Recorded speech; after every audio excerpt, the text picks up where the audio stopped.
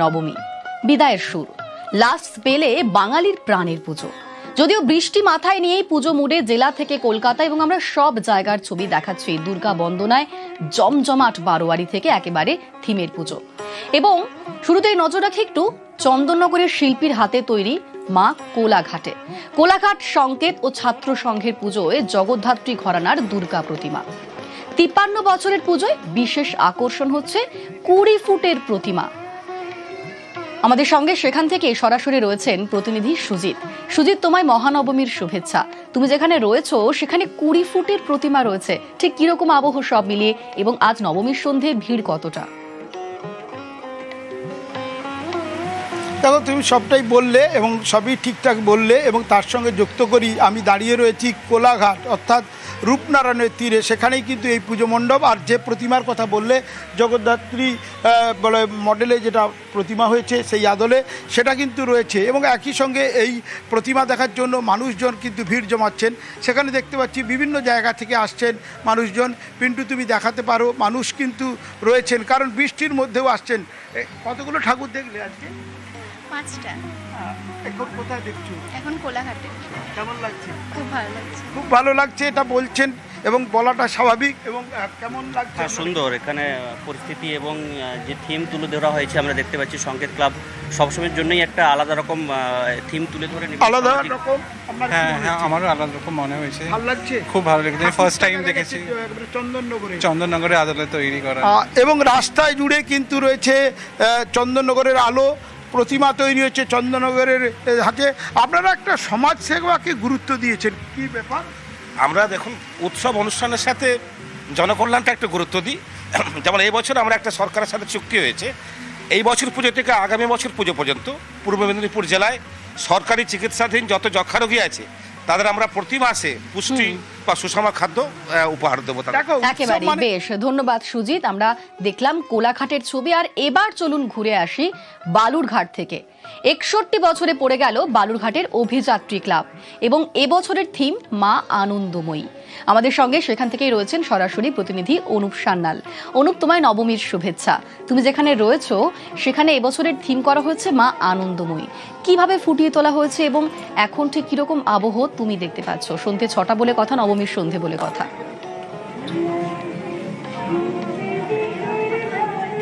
একদমই। প্রথমে তোমাকেও অনিন্দিতা নবমীর শুভেচ্ছা জানিয়ে রাখি। আমরা এই মুহূর্তে বালুরঘাটের অভিযাত্রী ক্লাব, ঐতিহ্যবাহী পূজা এই বালুরঘাট অভিযাত্রী ক্লাবের, তারা প্রত্যেক বছরই নতুন নতুন কিছু উপহার দিয়ে থাকে জেলাবাসীর কাছে। এই মুহূর্তে কিন্তু মানুষের ঢল শুরু হয়েছে। বালুরঘাটে বৃষ্টির ওয়েদার নেই, মেঘলা আকাশ থাকলেও বৃষ্টি কিন্তু নেই। সে কারণেই আমরা সন্ধ্যা থেকে দেখছি অনেকেই চলে এসছে। আমরা একটু কথা বলে নেব তাদের সঙ্গে। এই যে আজ কি কি প্রোগ্রাম রয়েছে আজ সারাদিন, কোথায় কোথায় ঘুরলে? এই তো এখানে ফার্স্টে এখানে আসলাম। কি কি প্রোগ্রাম রয়েছে, কোথায় কোথায় যাবে? এখনো বাকি আছে অনেক কিছুই, নিউ টাউন এখনো বাকি আছে আমাদের দেখা। কালকে তো ঘুরেছি অনেকটাই, গোটায় ঘোরা হয়ে গেছে, আর 1-2টো বাকি আছে। কি প্রোগ্রাম রয়েছে সন্ধ্যায়? সন্ধ্যায় তো রেস্টুরেন্টে যাব, খেতে হবে, আরো ঠাকুর দেখা বাকি আছে, সেগুলো দেখবো। এই তো এটাই প্রোগ্রাম আজকের। আজ তো নবমী, কাল দশমী, কেমন লাগছে? খারাপ, মনটা একটু অবশ্যই খারাপ লাগবে। কালকে দশমী, এই বন্ধুদের সাথে ঘোরা হবে না, প্রতিদিন এইভাবে বেরোনোটা হবে না, এই জন্য একটু খারাপ লাগছে এটাই। তুমি শুনলে যে আজ নবমী মানে কাল দশমী, কারণ কোথাও যেন বিষাদের সুর চলে আসছে, তবুও কিন্তু যে শেষ মুহূর্তের আনন্দটাকে উপভোগ করার জন্য কিন্তু ব্যস্ত রয়েছে। একেবারে বিষাদ ভুলে বাঙালি কিন্তু আজকেও মেতে উঠেছে আনন্দেই। আমরা দেখলাম বালুরঘাটের ছবি। আর এবার যাব আরামবাগের বাসুদেবপুর স্পোর্টস ক্লাবের পুজোতে। তাদের পুজো এবার 35 বছরে পড়লো, এবং এবার তাদের থিম বন্ধন। আমাদের সঙ্গে এই মুহূর্তে সেখান থেকে সরাসরি রয়েছেন প্রতিনিধি শুভদীপ। শুভদীপ, তোমায় মহানবমীর শুভেচ্ছা। তুমি যেখানে রয়েছো সেখানে থিম করা হয়েছে বন্ধন। ঠিক কিভাবে বন্ধন দেখানো হয়েছে, এবং আজ নবমীর সন্ধে সেই বন্ধন থিম দেখতে কতটা ভিড় জমেছে?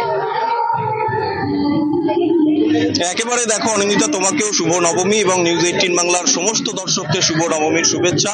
এই মুহূর্তে আমি দাঁড়িয়ে আছি বাসুদেবপুর স্পোর্টস ক্লাবের যে পুজো মণ্ডপ, তাদের এবারের থিম বন্ধন।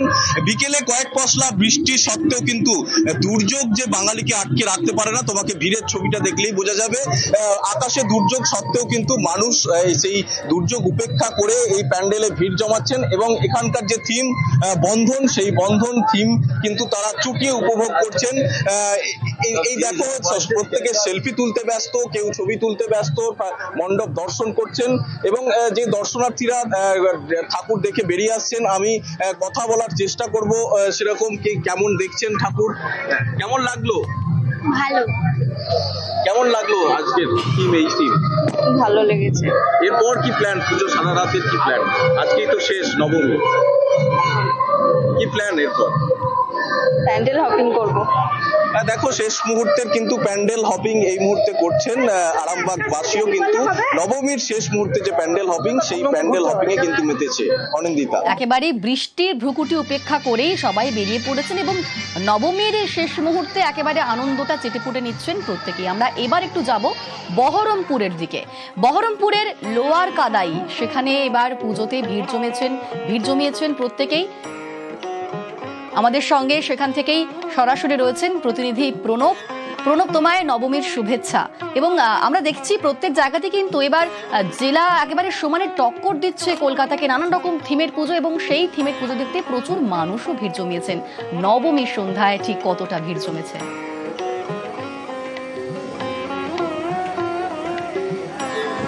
দেখো একদম তাই, লোয়ার কাদায় তোমার এবার হচ্ছে অসহায় মানুষের থিমের বিষয় হচ্ছে অসহায় মানুষ, তার তুলে ধরেছেন শিল্পী।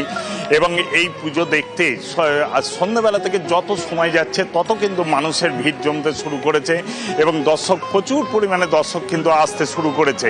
আমরা একটুখানি এইদিকে কথা বলে নেবো। বাবু, কটা ঠাকুর দেখেছো এখন পর্যন্ত? এখনো অবধি প্রায় গোটা বহরমপুর কভার করা হয়ে গেছে, আর এই কটা বাকি আছে, এই ঠাকুরটা আছে আর ভট্টাচার্য পাড়া বাকি আছে। দশমী, হ্যাঁ। একটু মনটা কি খারাপ? সে তো অবশ্যই খারাপ। একটা গোটা বছর আমরা অপেক্ষা করি মায়ের জন্য, মা চলে যাচ্ছেন কালকে, অবভিয়াসলি আবার আসছে বছর আবার হবে, অসুবিধা নাই। একদম তাই। আবার আরেকজনের সঙ্গে আমারও মোটামুটি বহরমপুর কভার হয়ে গেছে, খুব ভালো লাগলো।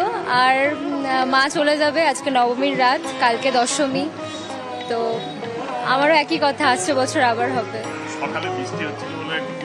হ্যাঁ, একটু তো চিন্তায় পড়ে গেছিলাম আজকে রাতে বেরোতে পারবো কিনা, তারপর দেখলাম না, বৃষ্টি অতটাও বেশি না, দেখা যাক কালকের দিনটা কি হয়। একেবারে আসছে বছর আবার হবে, সেই মন্ত্রেই আরো এক বছর নির্দ্বিধায় অপেক্ষা করতে পারে বাঙালি। আমরা দেখলাম বহরমপুরের ছবি। আর এবার একটু চলুন ঘুরে আসি রানাঘাট থেকে। রানাঘাটে এবার বড় দুর্গা, কামালপুর অভিযান সংঘের পুজোয় সেই বড় দুর্গা দেখতে উপচে পড়া ভিড়। আমাদের সঙ্গে সরাসরি রয়েছেন প্রতিনিধি রঞ্জিত। তোমায় নবমীর শুভেচ্ছা। কামালপুকুরে এবার বড় দুর্গা, ঠিক কি বলছেন যারা এসেছেন সেখানে ঠাকুর দেখতে, তারা কি বলছেন নবমীর সন্ধ্যায়? দেখো, রানাঘাট শহর থেকে কিছুটা দূরে কামালপুর অভিযান সঙ্গে তাদের এই বড় দুর্গা এবারে একেবারে দর্শকদের সামনে তুলে ধরা হয়েছিল। বহু মানুষ দূর দূরান্ত থেকে এসে ভিড় জমেছে, অনেকেই এখানে ছবি তোলার চেষ্টা করছে, কারণ একটু মোবাইল বন্দি করে রাখার কথা বলার চেষ্টা করবো। কোথা থেকে এসছেন? আমরা পাশে ঘোলা থেকে এসেছি। এখনো তো নবমীর সন্ধ্যা, শুধুমাত্র বড় দুর্গা দেখার জন্য? হ্যাঁ, শুধুমাত্র এই দুর্গাটা দেখার জন্যই আমরা আজকে প্রথমে বেরিয়েছি, সবার প্রথমে এটাই দেখতে এসেছি। আর কি প্ল্যান রয়েছে? এখন যাওয়ার ইচ্ছা আছে রানাঘাটে, তো এটা দেখার ইচ্ছা ছিল, এর জন্য মানে এলাম। সবাই তো প্যান্ডেল দেখার জন্য ছোট, একটু এখানে তো একটু আলাদা করা। হ্যাঁ, প্যান্ডেল দেখার জন্য ছোট, কিন্তু এটা তো আমাদের ওয়ার্ল্ড ফেমাস না, একদম এর জন্যই আসা। একেবারে দেখো, আরেকজনের সাথে কথা বলার চেষ্টা করবো। দিদি, একটু কথা বলবো। নবমীর সন্ধ্যা একেবারে বড় দুর্গা দেখার জন্য উপচে পড়া ভিড়, আপনার কোথা থেকে এসছেন? আমি বিষ্ণুপুর থেকে এসেছি, চাকদা বিষ্ণুপুর থেকে এসেছি। কতগুলো প্রতিমা দেখলেন? এখনো কমসে কম বহুত দেখেছি, চাকদা থেকে দেখতে দেখতে এসেছি। কিন্তু প্যান্ডেল না, কিন্তু দুর্গার একটা আকর্ষণ রয়েছে। হ্যাঁ, অবশ্যই আকর্ষণ আছে। দেখলেন? আচ্ছা, ভালো লেগেছে। আর কি প্ল্যান রয়েছে? এখন অনেক কিছু প্ল্যান আছে, সব জায়গায় যাব ঘুরতে, আরো কিছু একেবারে নবমী মানেই তো একেবারে শেষ লগ্নে এসে সমস্ত পুজোটার আনন্দ চেটে পুটে নেওয়া শেষ মুহূর্তে এসে, এবং প্রত্যেক জায়গাতেই সেই ছবি নজরে আসছে আজ নবমীর সন্ধে।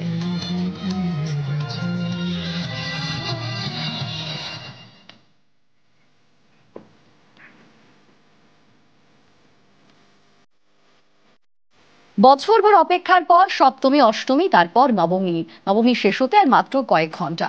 নবমীর পুজো শেষ হতেই দশমীর প্রস্তুতি। জলপাইগুড়ির বৈকুণ্ঠপুর রাজবাড়িতে 516 বছরের পুজো।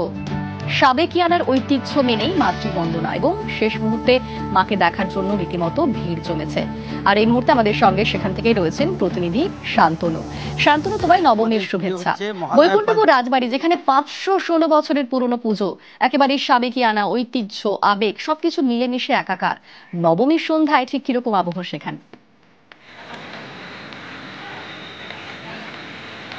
দেখো, তোমাকে নবমীর শুভেচ্ছা। এবং আমরা যেটা লক্ষ্য করছি, সারাদিন যেরকম মানুষের ভিড় ছিল, সন্ধ্যাতেও কিন্তু একই রকমভাবে মানুষের ভিড় জমেছে রাজবাড়ি চত্বরে। একটা ঐতিহাসিক পুজো যার সঙ্গে ঐতিহ্য জড়িয়ে রয়েছে, সেখানে মানুষ কিন্তু প্রতি বছর সপ্তমীর সকাল থেকে ভিড় করেন রাজবাড়ি চত্বরে, এবং নবমী এবং কি দশমী পর্যন্ত মানুষের ভিড় লক্ষ্য করা যায়। আমরা এসছি দর্শনার্থীর সঙ্গে কথা বলতে। যেরকম দেখতে পাচ্ছ, প্রচুর দর্শনার্থী কিন্তু এই মুহূর্তে এখানে উপস্থিত হয়েছেন পুজো দেখবার জন্য। অনেকেই এসছেন, তাদের সঙ্গে একজন দুজনের সঙ্গে কথা বলার চেষ্টা করছি।